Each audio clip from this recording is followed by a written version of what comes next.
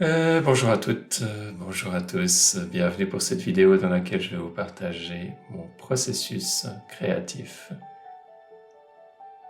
dans la création de mandala yantra à l'encre. Ici on a un projet pour le compagnie Recto Verso, qui s'occupe de salon et d'un magazine de bien-être et de spiritualité. Toute la première partie, ce que vous me voyez faire après le tirage au sort de quelle énergie va leur correspondre, et ensuite une petite méditation, il y a tout un passage de traits de construction. Je vous ai pas mis la totalité surtout parce que ça se voit pas beaucoup à la vidéo et c'est après que ça devient vraiment intéressant. Une fois qu'on a fait ces traits de construction, ensuite on passe à l'encre et je commence toujours du centre vers l'extérieur.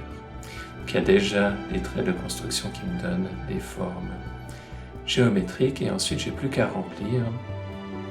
Ce qui est important de savoir, c'est que je ne sais pas exactement où je vais à chaque étape. Donc on commence par le centre, mais très souvent la couche d'après, je ne sais pas exactement à quoi elle va ressembler et je vais faire des pauses, prendre quelques respirations jusqu'à ce que j'aie une idée pour la suite.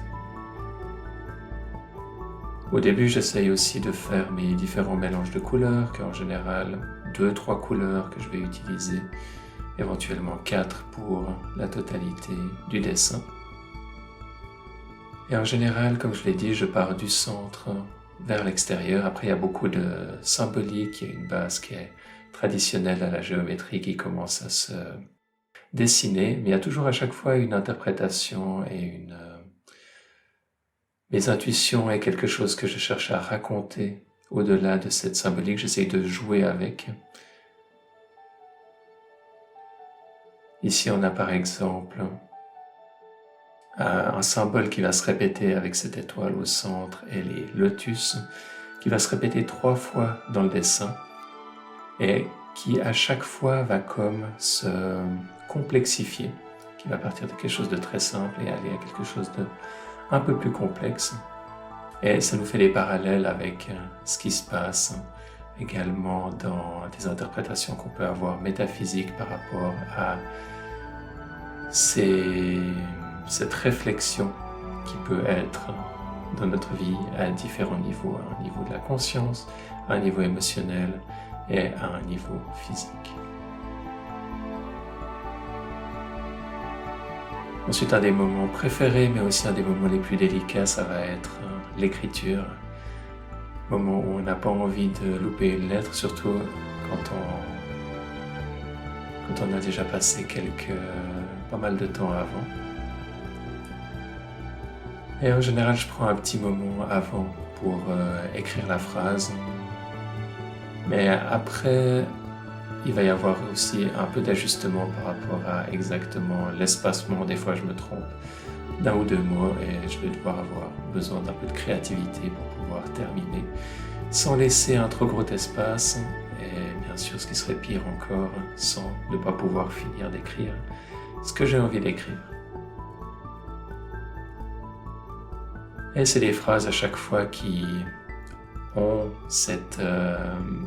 c'est comme un peu une interprétation qui vient se mettre sur l'énergie qui a envie d'être véhiculée par ce dessin. Du coup, c'est avec cette même énergie que je suis dans un état méditatif pendant la création.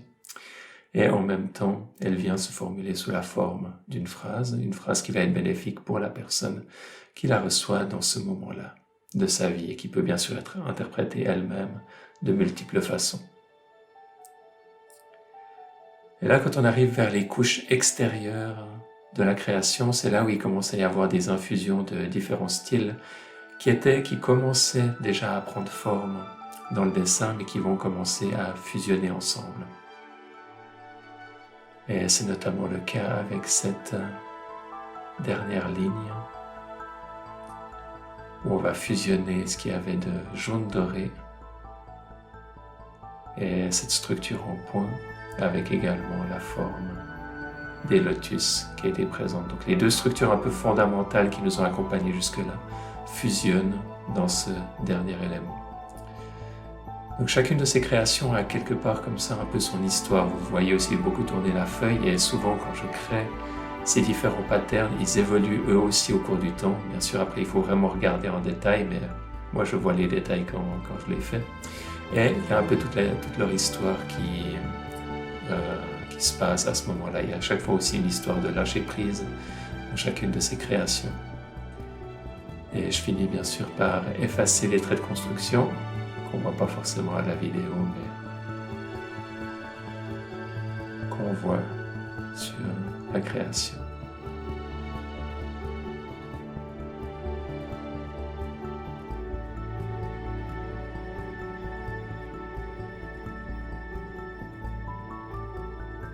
Vous pouvez maintenant la découvrir, qui se révèle du centre à l'extérieur, avec les différents patterns qui ensuite vers la fin fusionnent ensemble. Et merci à vous pour votre écoute et à bientôt pour une prochaine vidéo, un prochain partage.